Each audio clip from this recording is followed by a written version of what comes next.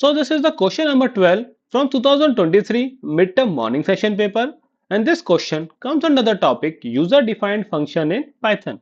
So in this particular question, a code has been given to you and it has been asked what will be the right answer for this particular code. So as usual, in order to solve this one, let's do the first line numbering. Then once we have done the line numbering, we will try to determine the flow of execution of this particular code. So that we will get to know कि particular कौन सी statement पहले execute हो रही है and accordingly क्या output हमारा आ रहा है. Now first thing first, पहले क्या होगा आपकी line number 1 execute होगी जिसके अंदर क्या है आपकी x की value 8 हो गई. नाउ लाइन नंबर 1 के बाद क्या होगा लाइन नंबर 2 पे जाएगा. लाइन नंबर 2 पे क्या होगा एग्जीक्यूशन नहीं होगा but it will note down कि इस लाइन पे क्या हुआ है, इस पर्टिकुलर मेमोरी पे क्या हुआ है, हमारा फंक्शन डिफाइन हुआ है. Now after line number 2 it will go directly to line number 6. Line number 6 पे क्या करा है आपने, फंक्शन को कॉल किया है with value 3. Now it will go to line number 2. Line number 2 पे क्या होगा, n की value will be map to value 3. Why, because जो फंक्शन आपने कॉल किया लाइन नंबर 6 में तो आपने आर्ग्यूमेंट क्या पास किया 3. Hence, while receiving the value, जो पैरामीटर n की वैल्यू क्या हो जाएगी 3. Now after line number 2, it will go to line number 3.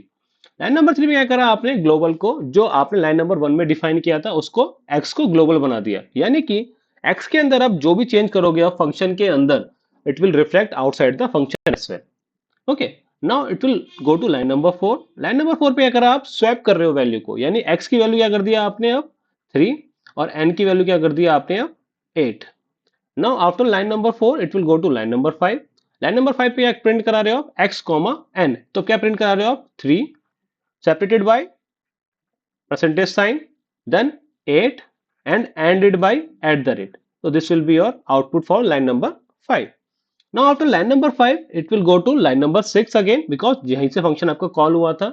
After line number 6 it will go to line number 7. Line number 7 पे प्रिंट कराना है आपको x. ध्यान दीजिएगा फंक्शन के अंदर वैल्यू क्या हो गई x की, अब 3 हो गई है. सिंस आपने क्या करा लाइन नंबर 3 में इसको ग्लोबल डिफाइन कर दिया था यूजिंग ए ग्लोबल कीवर्ड, तो अब क्या होगा x की value will remain 3 outside the function as well. तो hence in this case output क्या आएगा आपका 3 percentage sign 8 at the rate and 3.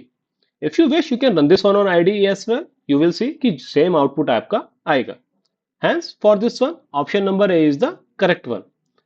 Now based on the similar concept, we have a practice question for you. You need to tell in the comment box what will be the right answer for this particular code. Okay guys, then that's it for the day. If you have any doubt regarding this one, feel free to ask in the comment box. Okay then, thanks for your time.